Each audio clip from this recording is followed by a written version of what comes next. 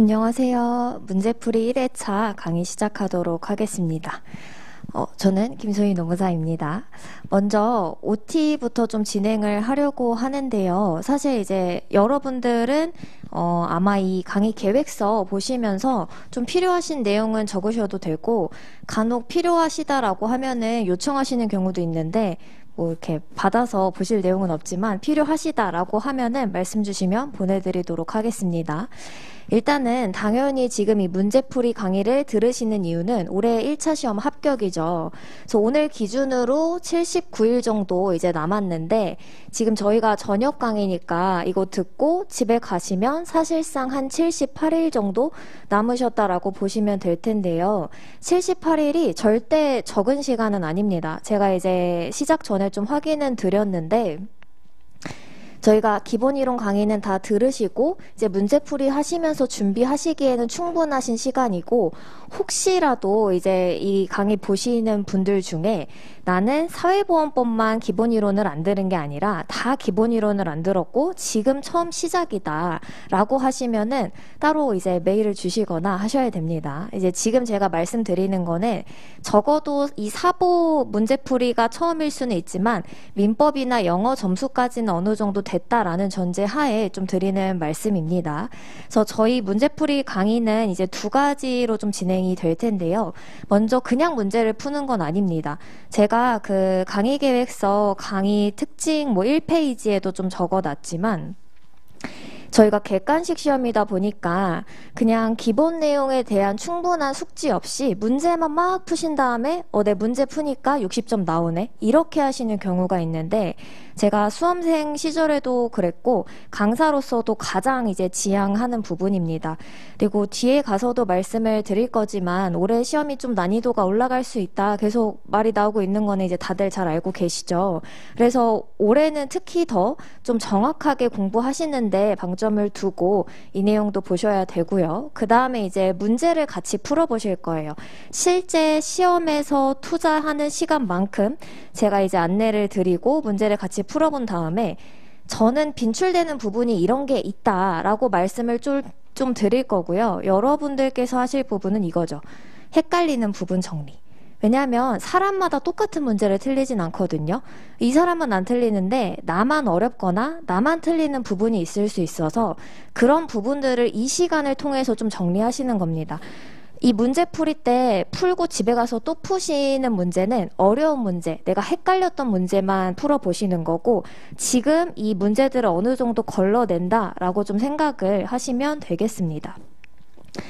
그리고 문제풀이 스킬 숙지 이렇게 되어 있는데, 객관식 문제 풀면서 좀 실수하시는 것들이나 여러분들이 좀 주의하셔야 될 부분들 계속 말씀을 드릴 거고요. 오늘부터 해서 5회차 강의를 진행한다라고 되어 있는데, 아마 적지 않은 확률로 한 회 정도 보강을 할 수도 있을 것 같습니다. 그래서 그 부분 좀 참고를 해주시면 될 것 같고요. 그리고 여러분들한테 자료가 3개가 나갔는데 오늘 그 빈칸 자료라고 드린 게 있어요. 그래서 저희가 그 기본 이론 때는 쪽지 시험을 이거랑 비슷하게 생긴 것들로 봤었는데, 이 문제풀이 강의 때는 여러분들이 직접 적으시는 쪽지 시험이 아니라 OX 문제를 쪽지 시험처럼 드릴 거고요. 이거는 왜 드리는 거냐면 아마 에센스로 정리하시는 분들도 있을 텐데 이 가벼운 사회보험법으로 정리를 하시는 분들도 있을 거예요. 근데 이것만 가지고 이제 계속 눈으로 좀 보다 보면은 루즈해질 수 있으니까 빈칸 한번 채워보시라고 드리는 자료다 이렇게 좀 생각을 하시면 되겠습니다. 그리고 제가 좀 일부만 드린 거는 자료를 너무 많이 드리는 거에 대해서 오히려 좀 양을, 똑같은 내용이지만 양을 늘리는 것처럼 느껴지실까봐 그게 좀 고민이어서 요거는 제가 좀 더 이렇게 정리를 해서 드릴 거고요.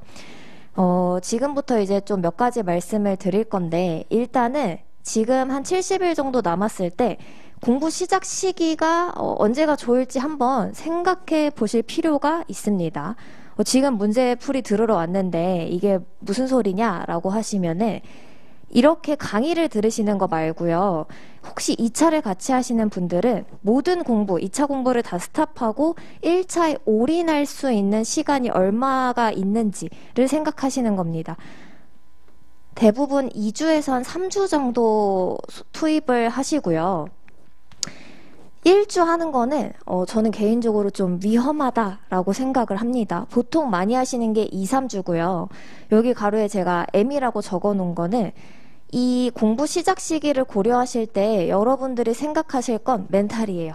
나는 조금 실전에 강한 스타일이어서 이렇게 해도 공부를 조금 한 것보다 시험을 잘 볼 수 있다 라고 하시면은 이렇게 하셔도 되는데, 나는 워낙 실전에서 많이 떤다 라고 하시면은 좀 더 여유 있게 준비를 하시는 것도 방법이죠.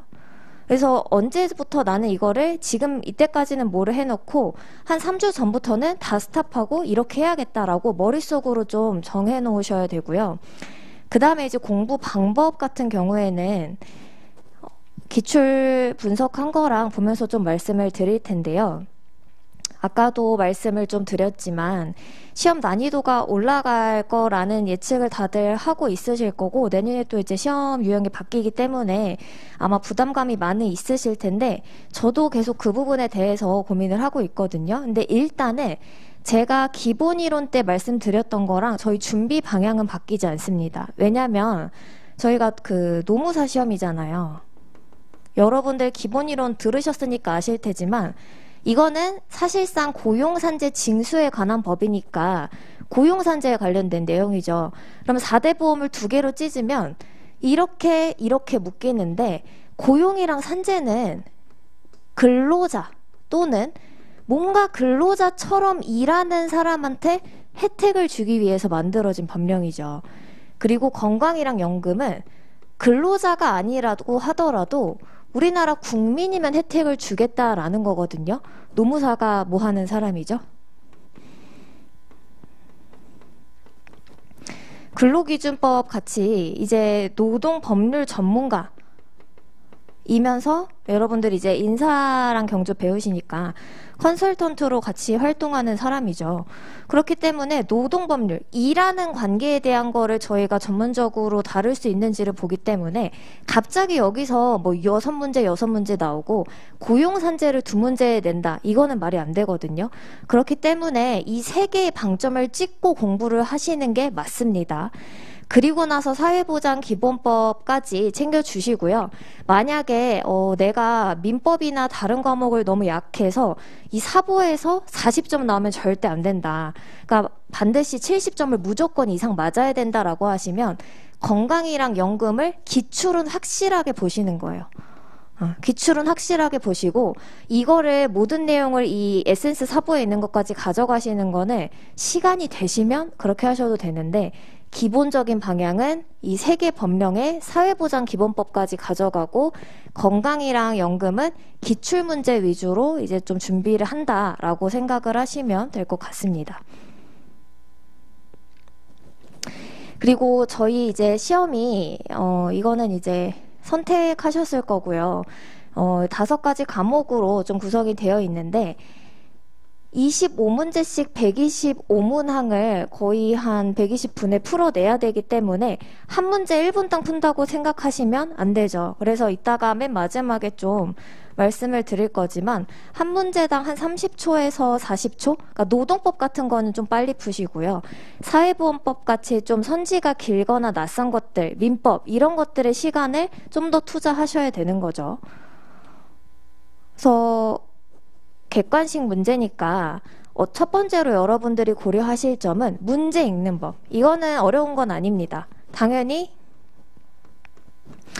문제를 읽으시면서 옳은 거를 물어보는 문제인지 아니면은 틀린 걸 물어보는 문제인지 OX 표시해서 이걸 잘못 읽어서 실수하는 경우가 없도록 좀 하셔야 되고요. 그 다음에 옳은 것, 옳지 않은 것이 없는 것 같을 때 이럴 수가 있습니다. 이게 무슨 말이냐면은 아마 올해 이럴 가능성이 높습니다. 난이도가 좀 올라간다라고 하면은 내가 선지 5개를 다 읽었는데 뭐가 맞는지 뭐가 틀리는지 모르겠다 이렇게 느껴지실 수 있거든요. 근데 지금부터 내가 이 문제를 풀 때 반드시 옳지 않은 거, 옳은 지문이 거기에 있다. 그리고 한 가지 더 이게 좀 중요할 것 같은데요. 모르는 선지나 표현이 충분히 나올 수 있다라고 생각하셔야 돼요. 여러분들이 사보만 준비하시는 게 아니라 5과목 다 같이 준비하시고 시간이 막 여유롭지는 않으시잖아요. 근데 내가 사회보험법에서 모르는 문제가 나온다? 당연한 거죠. 당황하지 마시고 건강이랑 연금도 기출만 볼 거잖아요. 그러니까 모르는 문제가 나오면 괜찮다라고 계속 생각하시는 습관을 지금부터 좀 기르셔야 됩니다. 그리고 이 사회보험법 출제 유형 한번 말씀드린 적 있는데 지금 보시는 것처럼 이렇게 문제를 바로 이제 물어보고 답을 그대로 고르는 문제 유형이 하나가 있고요. 그 다음에 심의사항으로 옳지 않은 것은 해서 그 내용과 관련된 여러 가지 내용을 열거해 놓고 옳은 것 또는 옳지 않은 것을 고르는 문제. 그리고 물어보는 거는 똑같지만 선지를 변형해서 선지 가지고 이제 말장난 하는 문제 3가지로 나눠지는데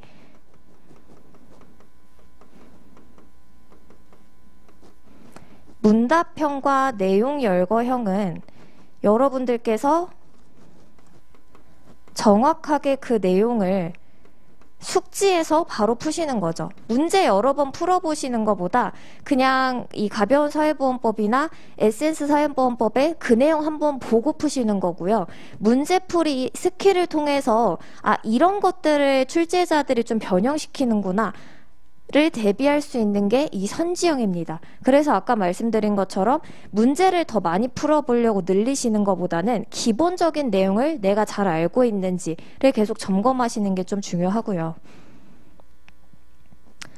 아까 말씀드린 것처럼 이제 다시 한번 내가 어떻게 마지막에 가져갈 건지 생각하셨을 때 시간 안배를 마킹 시간까지 고려해서 생각을 하셔야 되고요. 나중에 가서 확정은 하시겠지만 이미 여러분들이 5과목 보시면 내가 제일 자신 있는 과목 아니면 좀 약한 과목이 있으실 거예요. 그래서 이거는 실제 제가 시험 볼 때 문제 풀었던 순서를 좀 적어 놓은 건데 노동법을 먼저 푸시는 게 좋아요. 왜냐하면 노동법이 어려워져도 그래도 가장 많이 좀 준비를 하셨을 거고 익숙하기 때문에 좀 심리적 안정감과 시간 확보를 위해서 빠른 시간 내에 이거를 정확하게 풀어주시는 게 중요하고요. 그 다음에 여기서 이제 저는 민법을 안 풀었던 이유가 저도 이제 민법이 좀 어려웠었기 때문에 만약에 난이도가 올라가서 아직 문제가 많이 남았는데 민법이 너무 어렵다 이러면은 거기서 이제 멘탈이 좀 붕괴될 수도 있죠. 그래서 그 전에 사보를 먼저 풀고 어느 정도 이제 문제가 다 완료되면 제일 어려운 민법을 여기서 풀었고요. 상대적으로 저는 그래도 경영학이 조금 수월하다라고 느껴졌었기 때문에 그런 과목을 제일 나중에 배치했습니다. 그러니까 마지막에 여러분들이 제일 어려워하시는 과목을 배치하면 안 돼요. 왜냐면 시간은 막 마킹해야 되고 시간이 없는데 이걸 다 풀어야 된다라고 하면은 더 실수하실 수 있거든요. 그래서 뭐부터 푸실지 좀 미리 고민을 해보시는 게 좋고요. 너무 심각하게 고민하시기보다는 이렇게 한 번씩 지나가시다가 이렇게 해야 되겠다라고 생각하시는 정도면 됩니다.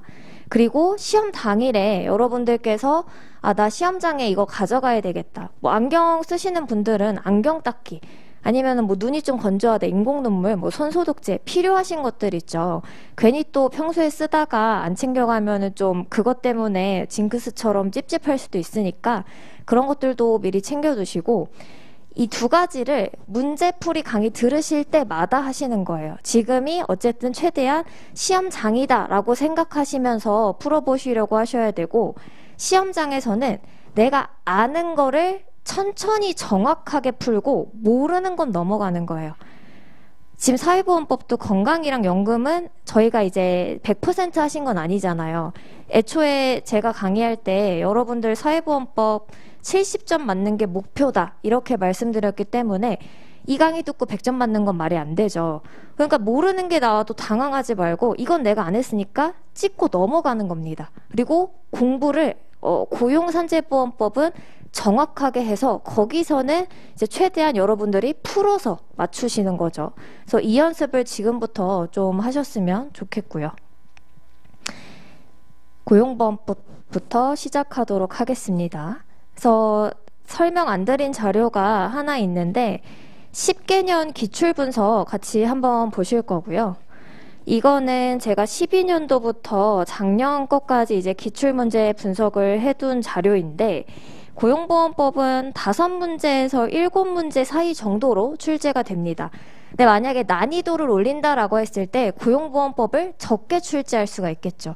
오히려 산재보험이 좀 더 낯설고 어렵게 느껴지기 때문에 그거를 늘리고 이거를 좀 줄일 수는 있지만 어쨌든 한 5문제에서 6문제 출제가 될 거다라고 생각을 하시면 되고요. 똑같은 이제 내용인데 여러분들은 프린트를 봐주시면 되고요. 크게 저희 고용보험법 파트가 이렇게 5가지로 조금 구분을 해볼 수 있죠. 여러분들이 개관 파트는 그냥 뭐 총론처럼 그냥 지나가시는 경우가 있는데 작년에도 여기서 2문제가 출제가 됐습니다. 그러니까 용어의 정의도 나온 적이 있어요. 비교적 최근에. 근데 이제 최근에 용어의 정의에서 막 문제를 내는 게 트렌드는 아니기 때문에 중요하게 보실 거는 여전히 적용 범위와 피보험 자격.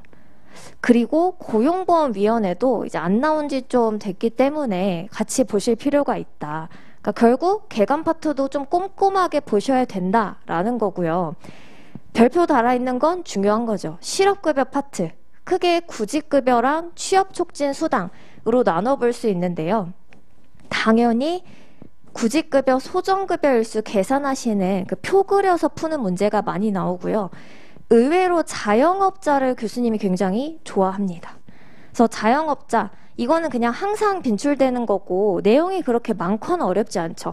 당연히 소정급여일수 계산하시는 거 할 수 있어야 되고요. 올해는 이 밑에서 조기재취업수당이나 연장급여 안 나온 지 좀 됐기 때문에 이런 데서도 출제가 될 수 있다. 그러니까 사실은 거의 다 보셔야 되는데 어디를 좀 더 먼저 볼 건지라고 생각하시면 될 것 같아요. 그리고 노무제공자랑 예술인이 고용보험 가입 범위로 들어온 지가 좀 됐는데요. 그거에 비해서 시험에 그렇게 많이 출제가 되지 않았어요. 그리고 여러분들 내용 보시면 아시겠지만 일반 근로자 거보다 이 노무제공자랑 예술인께 외우기가 좀 까다롭거든요. 그래서 올해는 노무제공자랑 예술인 좀 꼼꼼하게 보실 필요가 있습니다. 그리고 육아휴직 급여도요. 빈출되는 파트인데 출제가 안 된 지 그래도 좀 됐습니다. 육아휴직 신청을 연장할 수 있는 사유 자주 물어보고요. 금액도 이제 작년에 안 물어봤었기 때문에 이 부분 체크를 해주시면 좋을 것 같고요. 하나 옆에 적어두시면요. 출산 전후 휴가 급여액이 이제 올해 개정이 됐기 때문에 어쨌든 이 부분도 물어볼 가능성이 있습니다.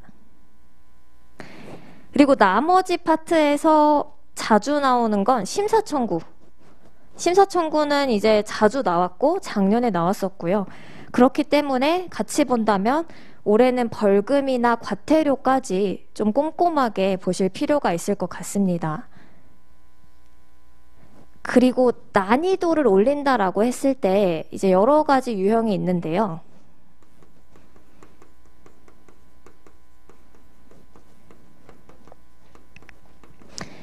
여태까지 잘 안 냈던 파트, 그러니까 여기 노란 표시가 되지 않았던 파트에서 이렇게 한두 번 나온 거에서 문제를 내는 거 첫 번째, 그리고 종합 문제를 내는 거예요.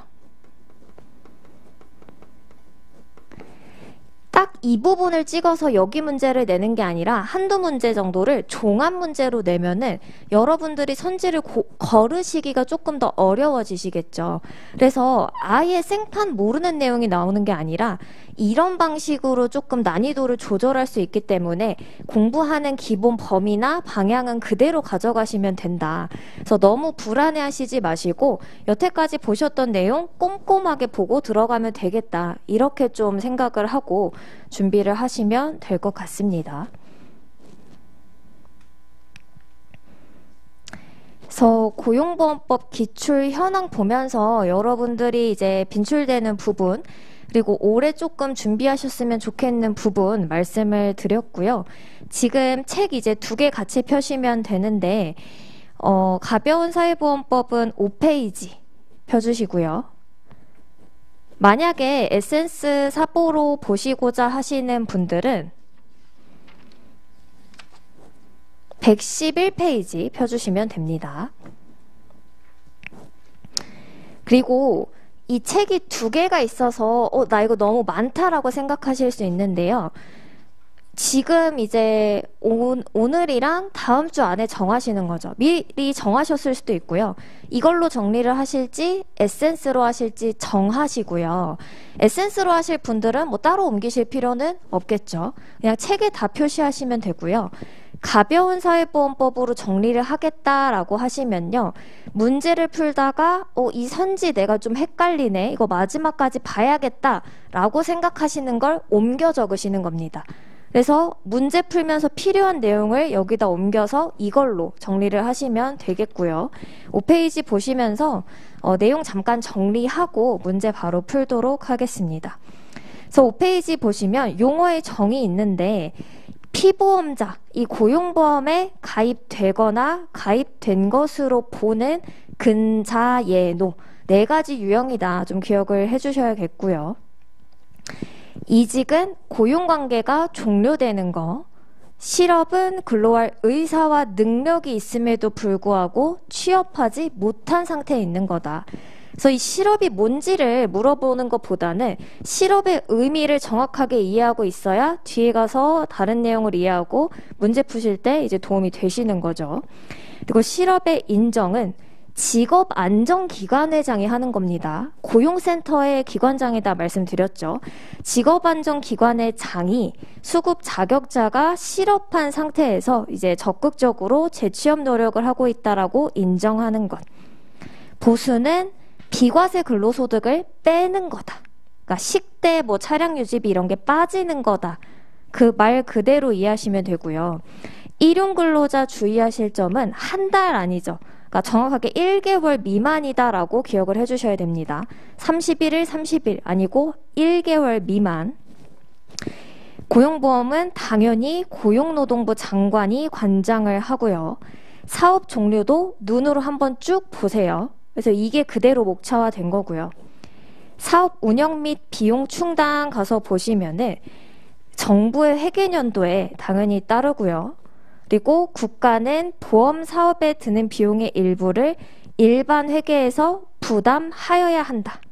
일반 회계로 하면은 부담할 수 있다가 아니라 반드시 뒤에 부담하여야 한다로 나온다 기억을 해주셔야 되고요. 그 다음에 국가는 4번이네요. 제가 지금 에센스 사보랑 같이 말씀드리려고 하다가 그랬는데 에센스 사보는 111페이지 5번 보시면 됩니다. 그래서 가벼운 사보 마저 보면은 고용된 고용안정 직업능력 개발 사업의 보험료, 실업급여 보험료는 각각 그 사업에 드는 비용에 충당한다. 이게 포인트죠. 각각 그 사업에 드는 비용.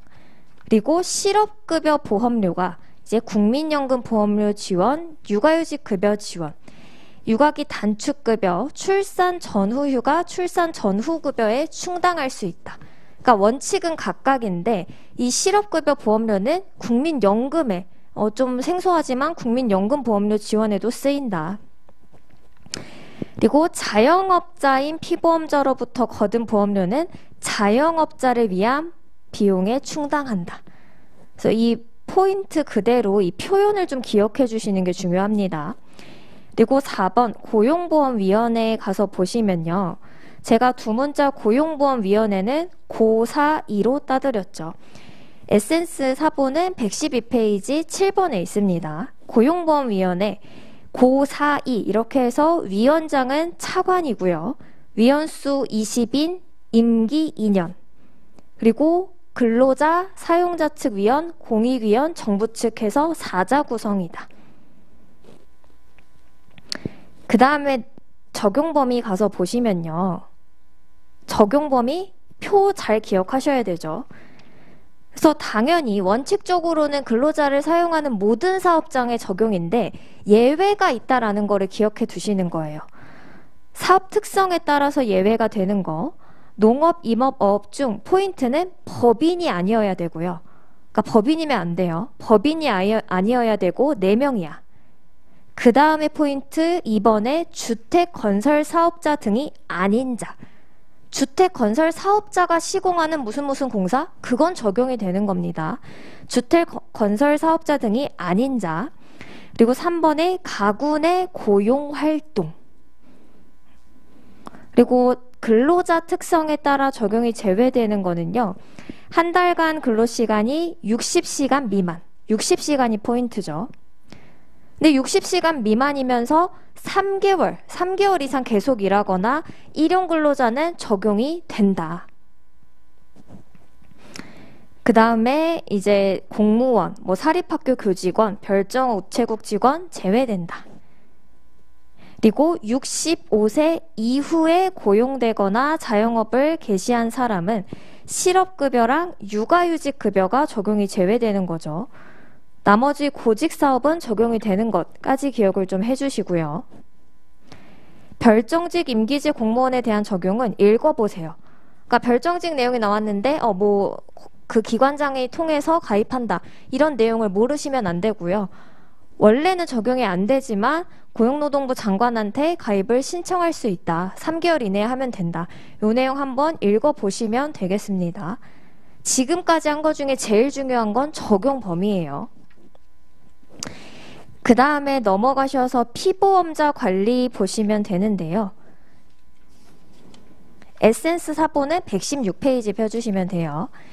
피보험자 관리 보시면은 취득 상실일 그 날을 아시는 게 중요합니다. 취득은 고용된 날, 상실은 이사 다음 날, 이직 사망 다음 날이죠. 그래서 원칙부터 먼저 기억을 하시는데요. 취득의 경우 성립일 전에, 그러니까 아직 카페인데 오픈하기 전에 미리 와서 오픈을 준비한 멤버들은 언제부터 가입해요? 성립한 날부터요. 카페에서 일한 그 고용된 날이 아니라 성립한 날부터 가입한다. 이것도 기억을 해주시고요. 상실일에 적용 제외 대상자가 된 날, 보험관계가 소멸한 날. 요거까지 같이 좀 체크를 해주시면 되겠습니다. 그리고 내려가시면 피보험 자격에 관한 신고가 있는데요. 근로자랑 관련된 신고는 언제까지 해요? 다음 달 15일. 신고 기한이 첫 번째 포인트. 다음 달 15일까지 한다. 사업주가 신고를 해야 되지만 사업주가 신고를 안 하면 근로자가 할 수 있다. 그러니까 근로자가 할 수 있는 게 있고 없는 게 있는데 이거 할 수 있다. 그리고 또 포인트요. 자영업자는 취득 상실 신고를 안 한다. 이 표현 그대로 눈에 익혀주시고요. 여러 번 사업이 하도급 이루어질 때 원수급인이 자기 근로자 이외에 막 하도급 많이 되면 누가 있는지 모르죠. 그거 누가 해야 돼요? 하수급인이 하는 겁니다.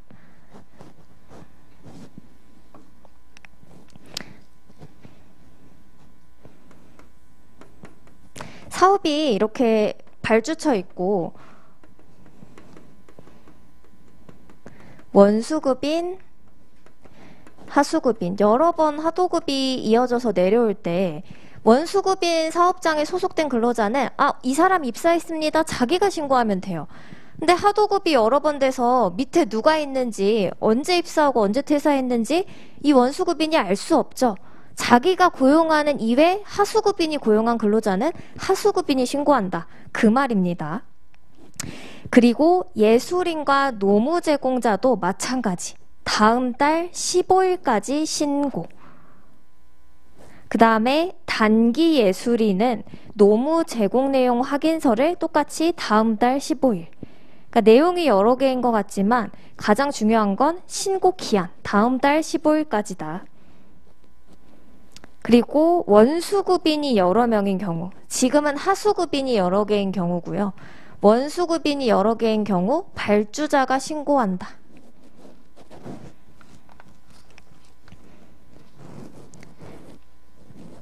그리고 넘어가셔서 피보험 자격 확인 청구 보시고요. 에센스 사본은 117페이지에 3번 보시면 되는데요.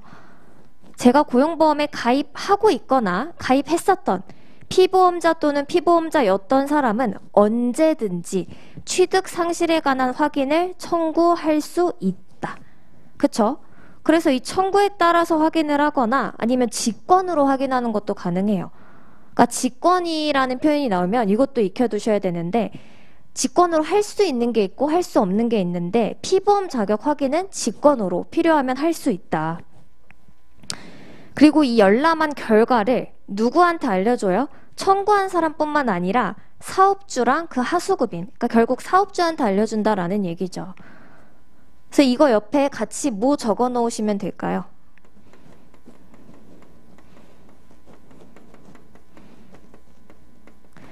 구직급여 나중에 신청할 때 수급자격 인정 결과 사업주한테 알려준다? 알려주지 않는다.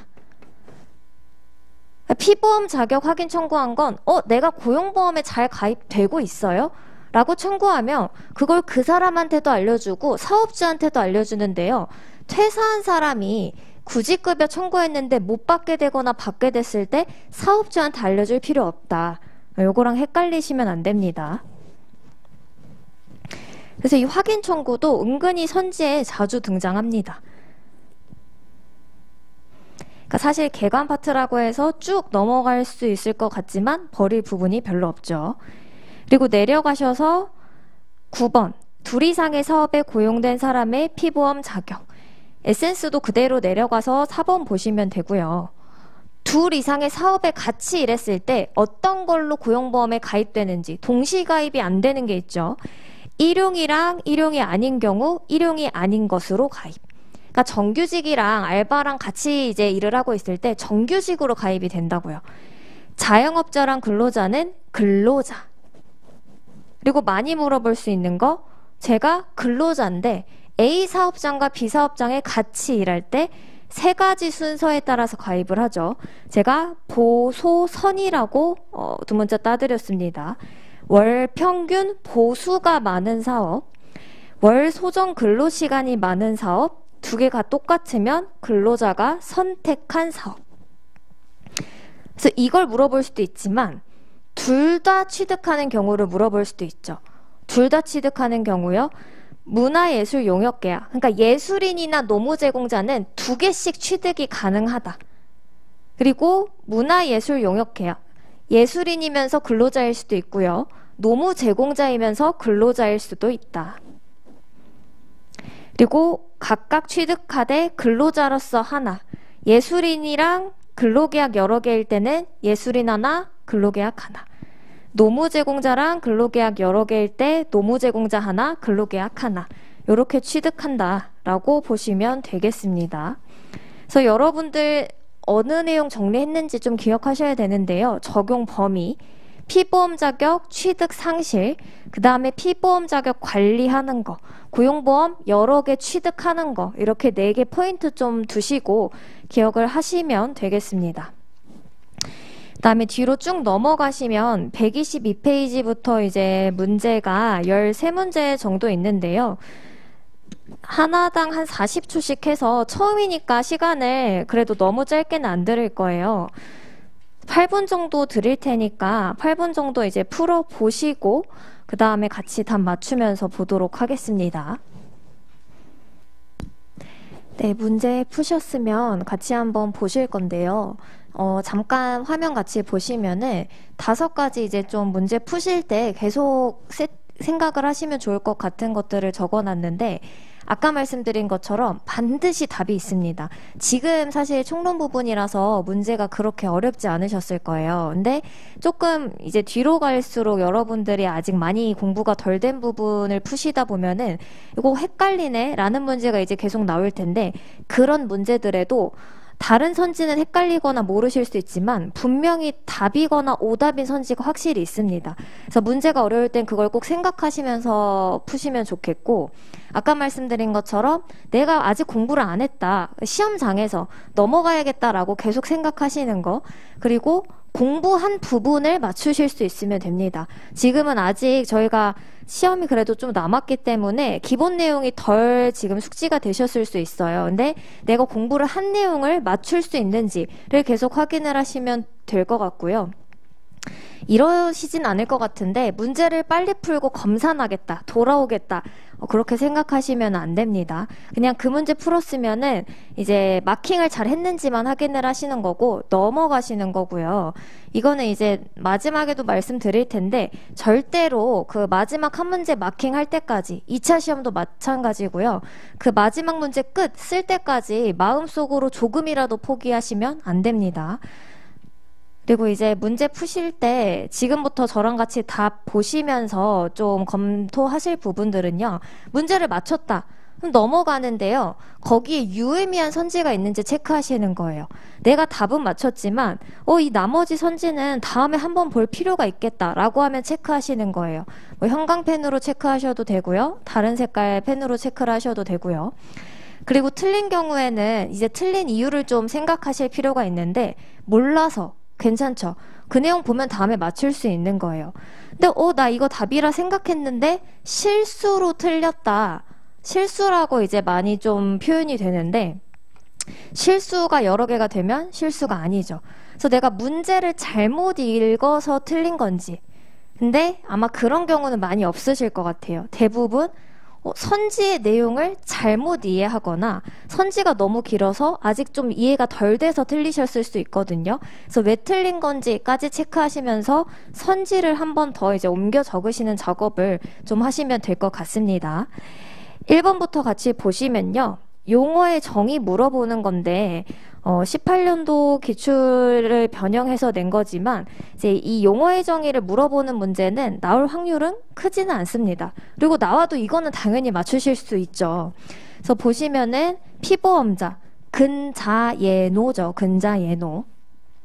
그리고 이직. 고용관계가 끝나는 거지. 이런 거 지금 처음 보죠. 그리고 실업. 의사 능력이 있는데 취업하지 못한 상태. 이렇게 정확하게 답이 보입니다. 보수는 근로소득에서 비과세 근로소득을 뺀 금액이죠. 일용근로자는 1개월 미만 고용되는 사람. 굉장히 쉬운 문제였습니다. 2번 내려가셔서 같이 보시면 적용 범위를 물어보는 문제였는데요. 적용이 제외되는 분들을 고르시면 되죠. 별정 우체국 직원 적용 제외 맞죠? 1주간의 소정 근로시간이 15시간 미만.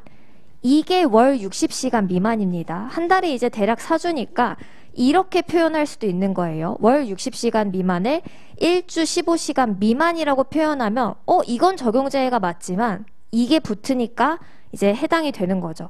3개월 이상 근로를 하면 그때는 고용보험 가입 대상입니다. 그리고 디귿. 어업 중 법인이 아니네요. 법인이 아니고 4명이야 적용 제외죠. 그리고 일용근로자 적용됩니다. 그래서 니은 리을 대표적으로 적용되는 것 기억 디귿이 적용 제외되는 거다. 2번 체크하시면 되고요. 3번 넘어가서 마찬가지 적용 범위 물어보는 건데요. 요거는 앞에 문제보다 조금 헷갈리셨을 수도 있어요. 그래서 같이 보시면 기업 정보통신공사업자 처음 보는 건데 니은 한번 볼게요. 가구 내 고용활동 적용 제외죠.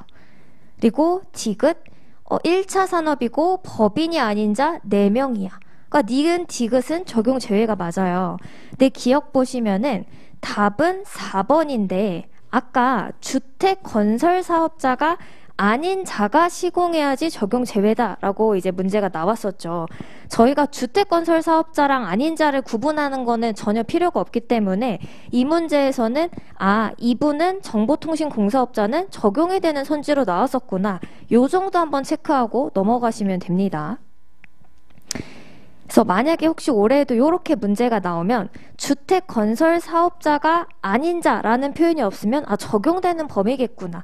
그러니까 적용이 안 되는 사람으로 내고 싶으면 주택건설 사업자가 아닌 자라는 문구가 등장을 할 거다라는 얘기죠.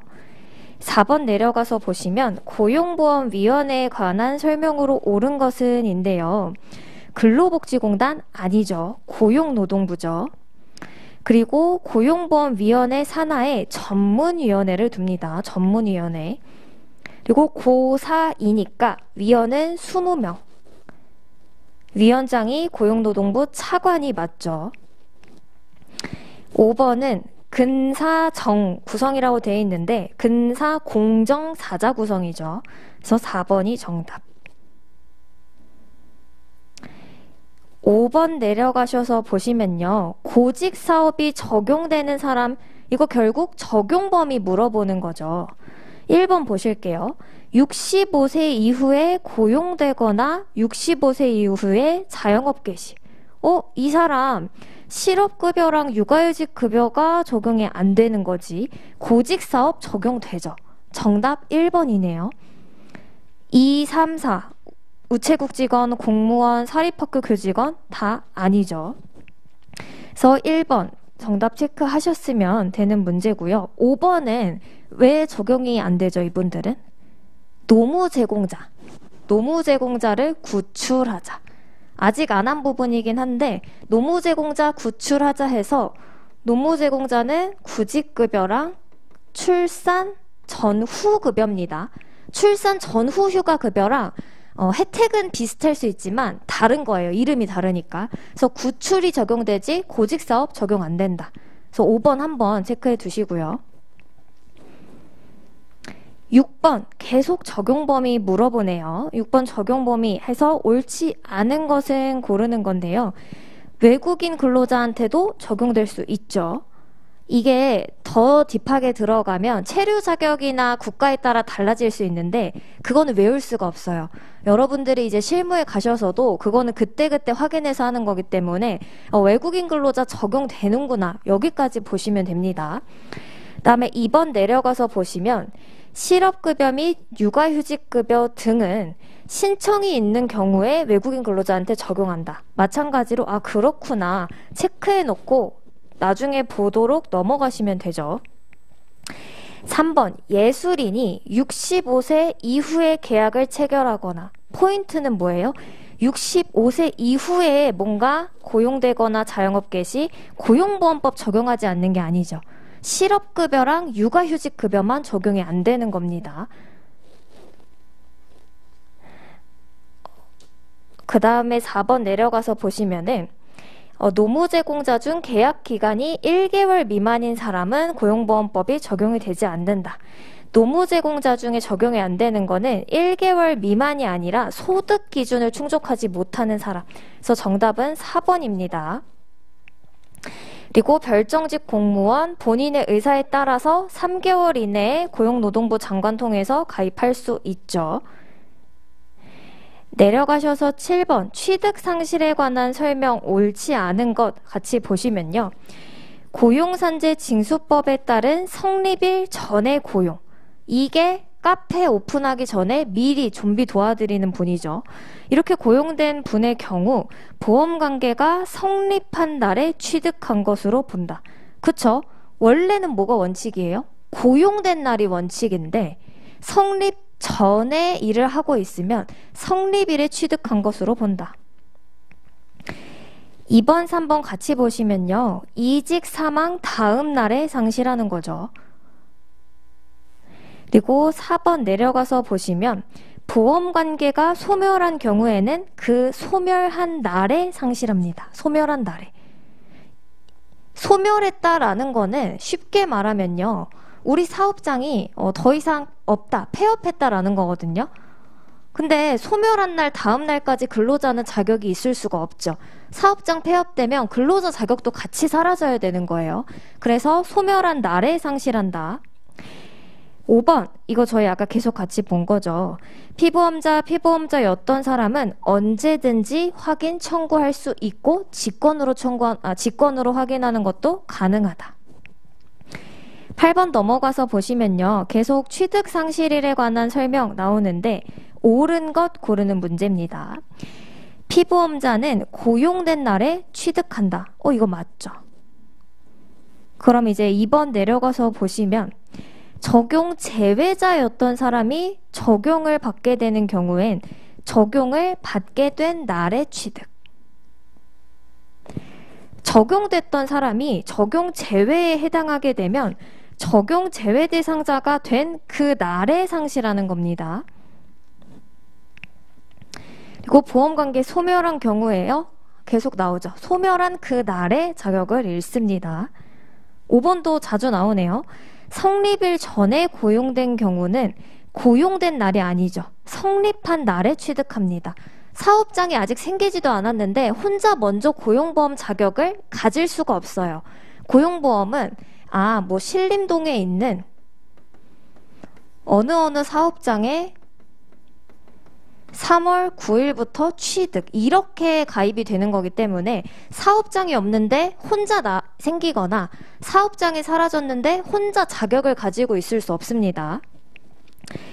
이제 9번 내려가서 보시면은 취득일과 상실일, 그러니까 언제 취득하고 언제 상실하는지를 알아야 푸실 수 있는 문제죠. 20년 3월 1일에 포인트 여기 나오네요. 고용보험 적용사업장인 A회사에 입사. 그러니까 이건 성립일 전에 고용된 게 아니죠. 회사 이미 있고 근로자가 고용된 거니까 입사한 3월 1일에 자격을 취득합니다. 옆에 보시면 A회사는 4월 1일에 신고했다라고 되어 있는데 신고한 날이랑은 전혀 관계가 없죠. 근로자는 자격을 고용한 그 날에 취득합니다. 고용된 날에. 이건 헷갈리게 만들려고 더 정보를 준 거예요. 그리고 두 번째 줄, 갑은 21년 5월 1일에 이직했고 회사는 그거를 5월 15일에 신고했다. 언제 상실해요? 이직 사망 다음 날. 5월 1일 이직이니까 다음 날인 5월 2일에 상실하는 겁니다. 그래서 만약에 문제를 조금 꼬겠다라고 하면 이렇게 물어볼 수도 있는 거죠. 취득 상실을 알고 있는지.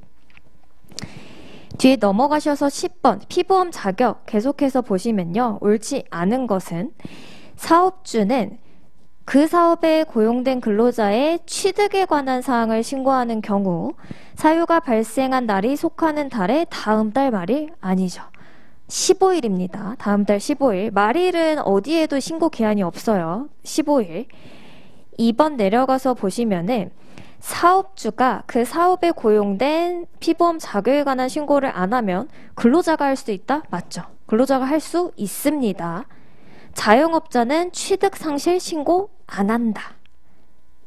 그리고 근로자와 자영업자에 동시에 해당하는 경우 두 개가 겹칠 때 근로자로 취득한다. 사실 여러 개가 좀 종합되어 있는 거죠. 그리고 피보험자는 언제든지 취득 상실 확인 청구할 수 있다. 그리고 내려가셔서 11번 피보험자 관리에 관한 사항으로 옳은 것은 보시면요. 이직한 경우는 이직 사망 다음 날에 상실하죠. 1번 틀렸습니다. 2번 징수법에 따라 원수급인, 하도급이 있나 봐요. 원수급인이 사업주인 경우에 그 사업에 종사하는 근로자 중 원수급인이 고용하는 근로자 이외의 근로자에 대하여도 원수급인이 취득신고를 한다? 아니죠. 그 근로자 이외에 대해서는 하수급인이 하니까 요거 틀린 표현입니다.